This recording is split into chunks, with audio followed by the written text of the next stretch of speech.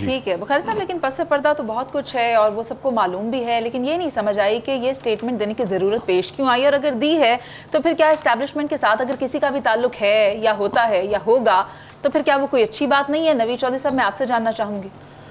देखें, इस्टेब्लिशमेंट के साथ ताल्लुक़ होना कतई तौर पर कोई बुरी बात नहीं है। इस्टेब्लिशमेंट एक हकीकत है और वक्त गुजरने के साथ साथ गो के हमारे यहाँ कॉन्स्टिट्यूशन नाफज है, लेकिन पूरी दुनिया के अंदर ये चीज़ अब लोगों के दिमागों में रासख हो चुकी है कि पाकिस्तान की जो मेन स्टेक होल्डर है वो इस्टेब्लिशमेंट है।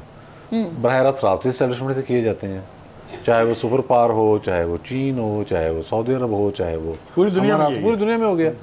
तो ये तो चीज़ सामने आ गई। शहबाज शरीफ साहब का ताल्लुक मिलिट्री इस्टेब्लिशमेंट के साथ बहुत अच्छा रहा है शुरू से ही, क्योंकि एक ज़हीन आदमी है। उन्होंने ये हमेशा से अंदाज़ा लगाया कि फ़ौज के साथ अगर बिगाड़ पैदा किया जाए तो उसका नुकसान होता है। इस हवाले से कह लें, ज़ाती तौर पर तो जितना उन्होंने नुकसान उठाया शायद ही किसी ने उठाया हो, लेकिन उन्हें क्या फ़ायदा मिला। मुशर्रफ दौर में भी रगड़ा लगा, जलावतन भी हुए, बेटा यहाँ था। उसके बाद दोबारा जब बाजवा साहब का दौर आया तो उसके अंदर भी जो कुछ उनके साथ हुआ उनके बेटे के साथ हुआ, बल्कि उनके बच्चियों पर भी पर्चे हुए, अपने भाई के साथ हवालात में भी रहे, सारा कुछ किया उन्होंने। अब मामला ये है कि वो कहते हैं मुझे इस बात की परवाह नहीं है, मैं ये कहता हूँ कि काम होना चाहिए और स्ट्रेट होना चाहिए। अब शहबाज शरीफ के साथ ये बहुत बड़ा अलमिया भी है कि एक तरफ लोग उन्हें कोसते हैं ये कह कर कि जी ये तो बड़ी बात मानता है वर्दी वालों की, हर झुक जाता है उनके सामने, और दूसरी जानब ये भी एक हकीकत है कि शहबाज शरीफ एडमिनिस्ट्रेशन के हवाले से, तरक्याती कामों के हवाले से बहुत ज़्यादा चाबकदर शख्सियत है। ये जो पिछला अरसा गुजरा है इसमें बहुत सारे फैक्टर्स इकट्ठे हो गए थे जिसकी वजह से उनकी शख्सियत भी जो है मुतासर हुई, लेकिन वो एक बहुत ज़हीन आदमी है, इतने ज़हीन कि खारजा अमूर पर भी उनकी अच्छी खासी गिरफ्त है। जब भी नशिस्त हुई है हम हैरान हुए कि ये वज़ीर ख़ारजा क्यों नहीं है, वहाँ पर भी उनकी गिरफ्त है, कई ज़ुबानें वो जानते हैं, शोहरत है उनकी शोहरत है। मतलब काम करने के हवाले से शहबाज शरीफ बहुत ही, मैं समझता हूँ, परफेक्ट हुक्मरान है। तो आगे उनका एक स्टाइल है कि वो कहते हैं बगाड़ना नहीं है, चाहे जितना मर्जी नुकसान हो जाए। अपने भाई के साथ भी उनका ये बार बार एक तनाज़ा तो नहीं कह सकते, इख्तलाफ राय रहा। वो कहते थे कि बना कर चले, तो उन्होंने कहा भाई कितना बना के चले, आपने बना के चले तो आपने देख लिया आपके साथ क्या हुआ है। तो ये बात आपस में होती रही।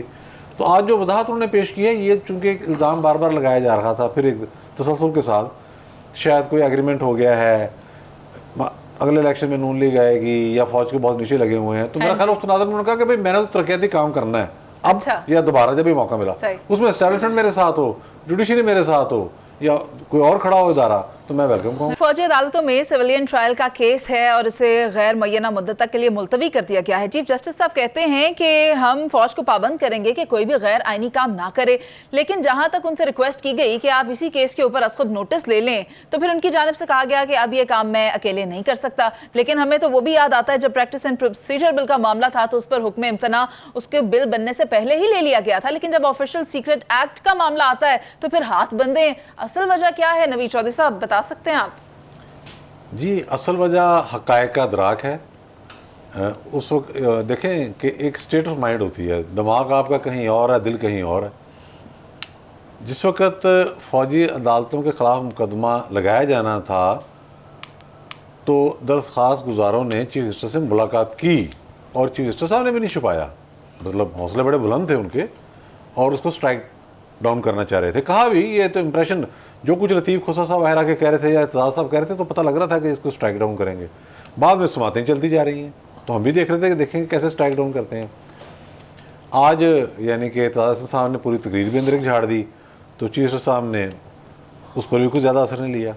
एक मौके पर एतजाज़ साहब ने यह भी कह दिया कि जी फ़ौज का काम था कि उस दिन हम हमला करने वालों को गोलियाँ मारती। तो चीफ मिनिस्टर साहब ने कहा ये आपको ऐसे अल्फाज नहीं कहने चाहिए थे।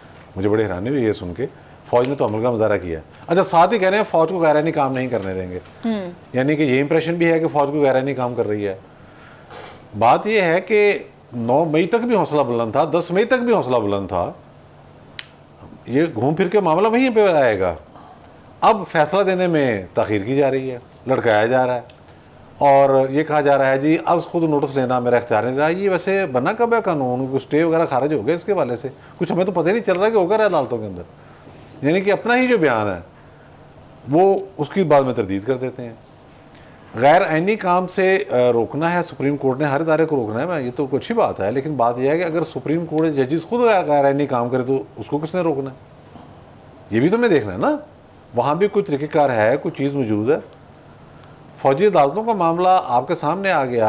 अगर अदालती निज़ाम इतना मुस्तहकम होता और अदालतें मेरिट पर काम कर रही होती तो ये दिन देखना पड़ता। कल भी इसी मौजू पर गुफ्तगू हुई थी। आज आपने देखा कि रावलपिंडी बेंच के जो एक जज हैं, लाहौर हाई कोर्ट के जज साहब, उन्होंने शहरयार अफरीदी को रिहा किया, वो दोबारा गिरफ्तार हो गए हैं। अच्छा, साथ ही ये भी कह रहे हैं कि खुदा के लिए पाकिस्तान को चलने दो। भी कैसे चलने दो? आइन रीरेड कर दिया आपने। सारी जो पंगेबाजी थी वो इसी तरह से तो हुई है कि आपने यकीनी बनाया जुडिशरी ने कि हुकूमत चल ना पाए, उसके लिए चाहे आइन रीरेड करना पड़ जाए। ये पंजाब में जो हुकूमत तब्दील की गई थी, ये किस लिए की गई थी? ये आईनी अमल था। यानी कि कमाल हो गया है कि 63 को दोबारा रीराइट कर दिया, रीराइट कर रहे हैं। अच्छा, उसके बाद जीएचक्यू पे जो ऐलान करके हमला करने जा रहे हैं उनकी बेलें हो रही हैं। उसके बाद आप कहते हैं कि जनाब ये हमारे आर्डर नहीं माने जा रहे। तो आप हिम्मत करें, जब आपने इतना स्टैंड ले लिया है, हम ख्याल जजेस भी मौजूद हैं। अच्छा, मैं तो बाकी जजेस की फेवर में भी नहीं हूँ। भाई अतर मिनुल्लाह साहब ने को कम फेवर दी है, हर बात पे बेल, हर बात पे बेल। आज जैसे ये अफरीदी को देख लें, उनके पास केस गया है तो उन्होंने कहा जी मैं सुन ही नहीं रहा उसको, कि सोशल मीडिया पे ट्रोलिंग होगी, ऐसी केस है। अच्छे जज हैं, अतर मिनुल्लाह भी अच्छे जज हैं, लेकिन बात यह है कि जो जज सामने आके जिस तरह से फेस करके फैसला देता है कानून के मुताबिक, वो किसने देना है? सही। हम ख्याल जजों के हद तक भी महदूद नहीं है। तो ये सारा बहरान जुडिशरी ने तो पैदा किया है। और अब कह रहे हैं कि जी हम गैर मुअय्यना मुद्दत के मुलतवी कर रहे हैं। भाई कल परसों फैसला दें। एतजाज साहब बहुत परेशान हो रहे हैं, मैं तो उनकी देख रहा हूँ कि तबीयत खराब हो रही है। तो ये कोई अच्छी बात तो नहीं है। आपने बुलाया भी था, गुफ्तगू की थी, किसी किस्म के दर्द में मुब्तला है। हाँ जी, दर्द में मुब्तला है, तो ये आपको जजमेंट देनी चाहिए, फैसला देना चाहिए। लेकिन इसमें हम अमेरिका का स्टेक भी तो देखते हैं ना, वो क्यों ये चाह रहा है कि ये दोनों ममालिक मिलकर बैठे बात करें, और अगर चाह भी रहा है तो महज खाली बात ही क्यों कर रहा है, उसको इम्प्लीमेंट क्यों नहीं करवा रहा, जबकि इम्प्लीमेंट करवाने की पोजीशन में भी है, इख्तियार भी रखता है। आपको क्या लगता है नवीद साहब? देखिए, अमेरिका ने तो बार बार यही कहा है कि हम इसको फैसिलिटेट कर सकते हैं, साल से हम नहीं कराएंगे। अच्छा। क्योंकि भारत नहीं मानता था। लेकिन ये जो इशू है, इसमें बुनियादी बातें सिर्फ दो हैं। 1947 से लेकर 2019 के दरमियान कितना फ़र्क है? तो आया इंडिया को ये जरूरत कैसे हो गई कि उसने वो स्टेप ले लिया जो 1947 से लेकर 2023 तक वो नहीं ले सका? कुछ वजह तो थी ना उसकी, उसको तलाश करने की ज़रूरत है। और उसके बाद हमारी क्या तैयारी थी, हमने इस मामले को कैसे उछालना था? ये हवा में हुआ है, हवा में नहीं हुआ। सिर्फ मैं 1 मिनट आप करूँगा। मोदी के मंशूर में था कि मैं कश्मीर की, मकबूजा कश्मीर की जो खसूसी है उसे ख़त्म कर दूंगा। ऐलान किया उसने, उसकी इलेक्शन स्पीचेस थी। वो वहाँ कैंपेन पे गया तो उसने वहाँ जाके देखा कि UN ऑब्जर्वर बैठे हुए हैं। उन्होंने कहा ये क्यों है? उसने कहा जी ये तो 47 से इनको उठा दो इनको। हम जैसे साफियों ने उसको शोर मचाया है कि ये कोई बहुत बड़ी गेम होने जा रही है, ये ख्याल करें ये कैसे हो सकता है। इस पर कोई बोला भी नहीं, उसने निकाल दिया। और उसके बाद अल्टीमेट क्या हुआ कि ये हमारा एक पेज जो है वो अमेरिका जाता है, उसके बाद कश्मीर के हवाले से हमें खुशखबरी सुनाई जाती है, और खुशखबरी क्या निकलती है? ये निकलती है।